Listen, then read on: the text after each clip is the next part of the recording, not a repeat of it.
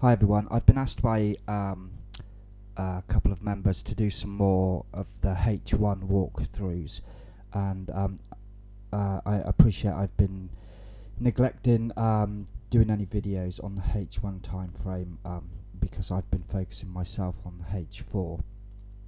So I'm just going to go through last week on the euro dollar using the H1 time frame, and I think what I'll do is I'll do two walkthroughs. I'll do the first one using just the simple high-low trades. Okay, so just taking the reversals at the daily high and low, and then perhaps we'll do one with adding the reversal trades in as well.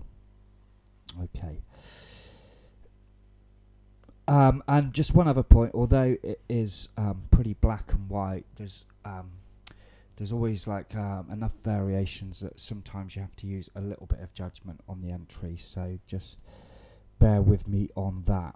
Okay, so this is the start of the week here, this is the end of the week here. This would have been my first long here. You see we have a close up from a new low of the day, so I would have taken a long from here, and then I would have taken a short here. Okay, and then obviously at this point you either TP the long or you hold for the next high or low to form. And next day here would have been our first short. Okay, start of the London session, make a new high, close down, break out, stop over the high. Again, a second opportunity to manage this long if you took it. Okay.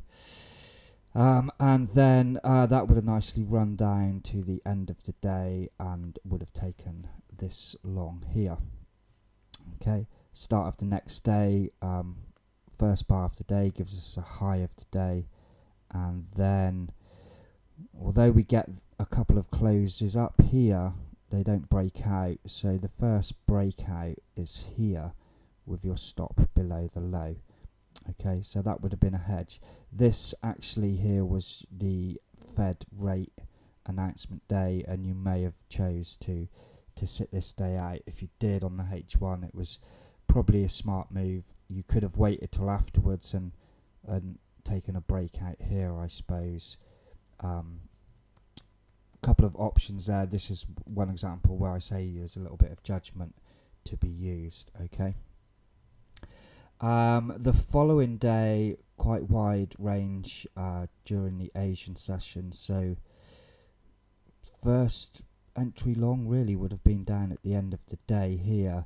We do get a bar close up here, doesn't break out, and this bar, is it a bull bar or is it a bearish bar? It's pretty much a doji, so you would have had a decision to make there whether you take this long or not. And then the following day we make a high but no breakout short, and then we're making a low, so you could have had this breakout long here. There would have been you could have seen this as the breakout from the high and taken a hedge like that, or you might have wanted to wait for this high to be exceeded before taking any lows. So I hope that's fairly clear. Let me just have a look at how you could have played it with some reversals. Let me see if I can zoom in a bit for that.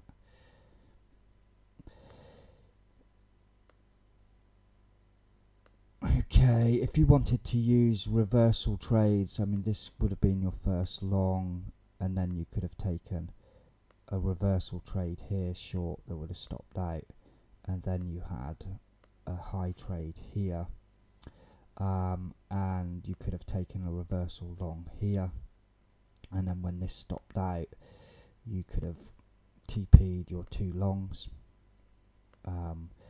then a short here. There was no reversal trades there all day until you had the low. Next day is the Fed rate. Let's just skip that for now.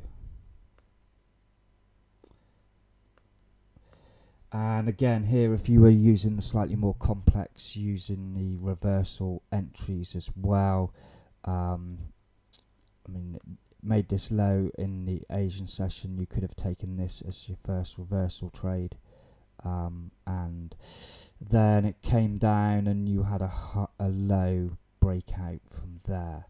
Okay, so you would have held this hedge through into the next day and then added along here. And that would have worked out quite nicely today because the euro is breaking up, and those two positions would have covered your loss there. I think it's kind of quite important on the H1 to decide if you're going to trade the reversal trades or not, or if you're just going to trade the high-low trade. Both can have good and bad periods. Both on general will make small consistent gains. One obviously has less decisions to make, so is simpler, and you're probably less likely to make bad decisions, particularly when you're having losing periods or bad days, whatever. I hope that helps, and if you want me to do some more H1 walkthroughs, let me know, and I'll start doing them more frequently as well.